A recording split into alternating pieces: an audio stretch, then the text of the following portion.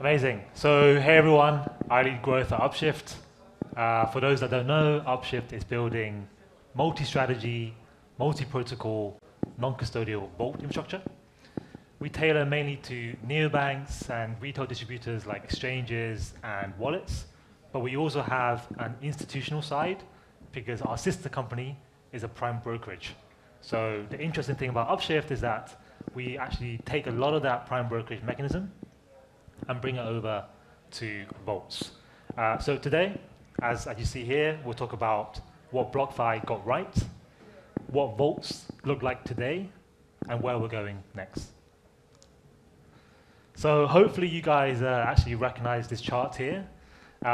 This is the rise and fall of BlockFi, which is obviously one of the biggest exchanges around the start of 2020, 2021, 2022.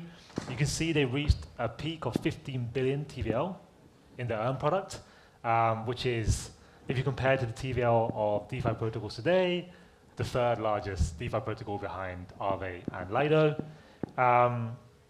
Yeah, super huge. One product, you deposit your crypto and you earn, I think it was 7%, maybe more, is the fastest growing product, or one of the fastest growing products in crypto history.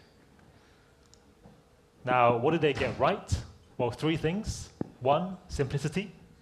It was very easy to click and deposit and start generating that 7% yield. Two, it was very abstracted.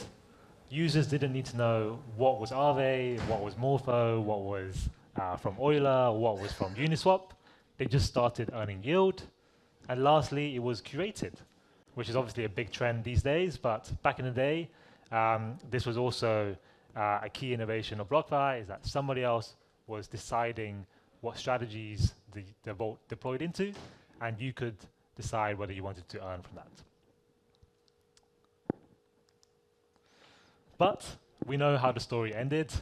This number here is approximately how much was lost across BlockFi, Celsius, Voyager, and Gemini Earn as well.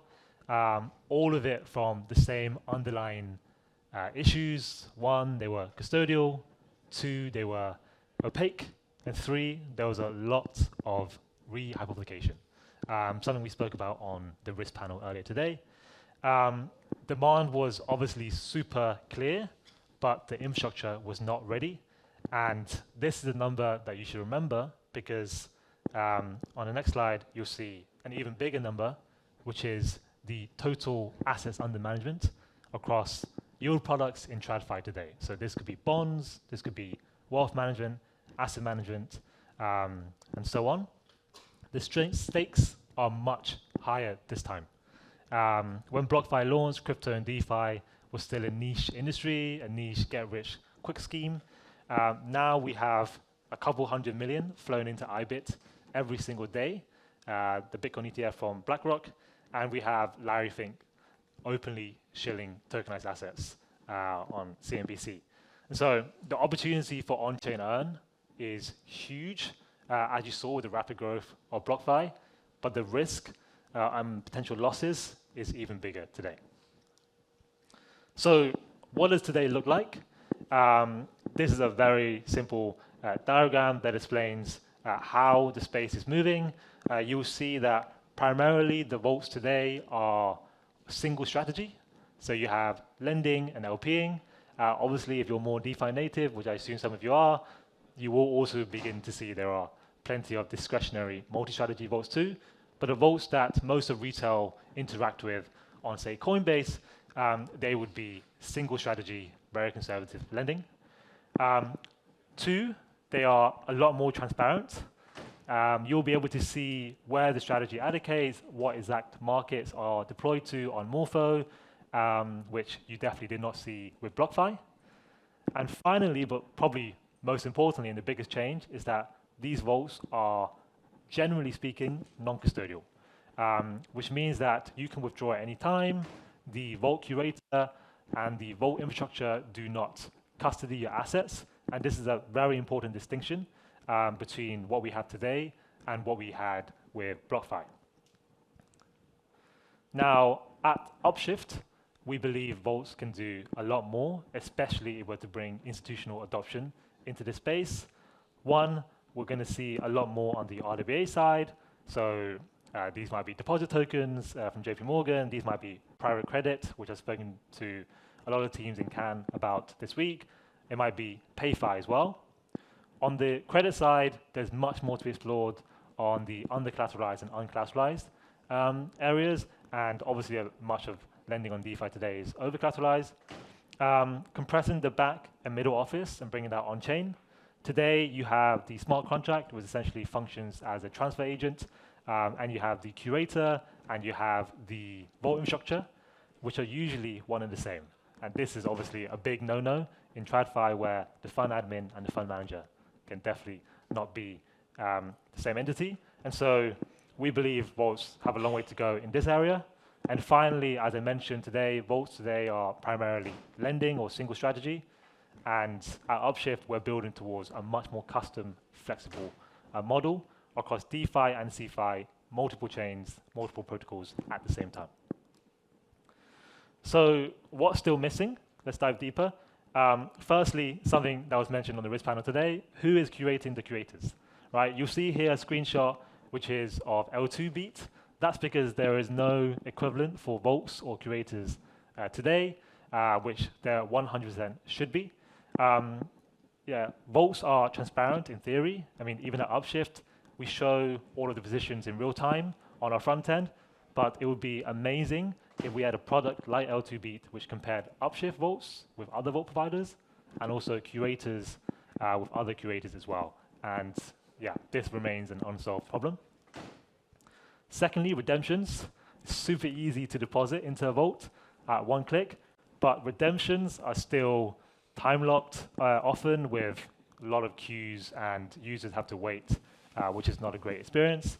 At Upshift, we're working with PayFi companies, we're working with exchanges to build atomic redemption layers and also credit facilities where users can spend and earn yield up to the point of their transaction.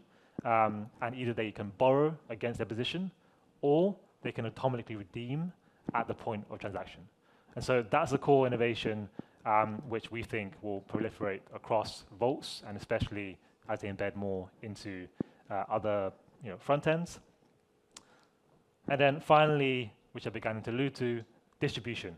So 90% of users today are definitely not in DeFi. Most of them are coming on chain through exchanges. More and more are coming on chain through neobanks and the stablecoin crypto cards. And this is where vaults have to go if they're to expand to the next era of crypto users.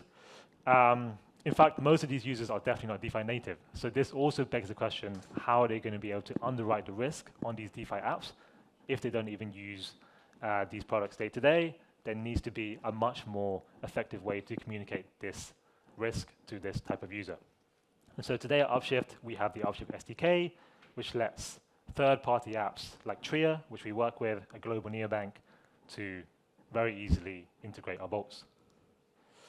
But despite all this, vaults are obviously working very well. I mean, these are some of the metrics. You see 28x vault TVL from summer 24 to summer 25, and now we're in Q2 of 2026. So you see that a lot of vaults, a lot of TVL are coming into vaults at a rapid pace. Last year alone, we launched in April, and we subsequently launched 40 vaults at Upshift across 30 plus chains. And a last one I added there was RWA growth, which is not really vault related, but at the same time it is, because again, a lot of these vaults are going to be RWA related, and I'm sure we're going to see a lot of private credit vaults come live as well in the next year or two. And so just want to go back to this number, which we saw earlier, 120 trillion in asset management today, earning yield in TradFi. A lot of this is coming on-chain through vaults, and that's why we're building Upshift. Thank you very much.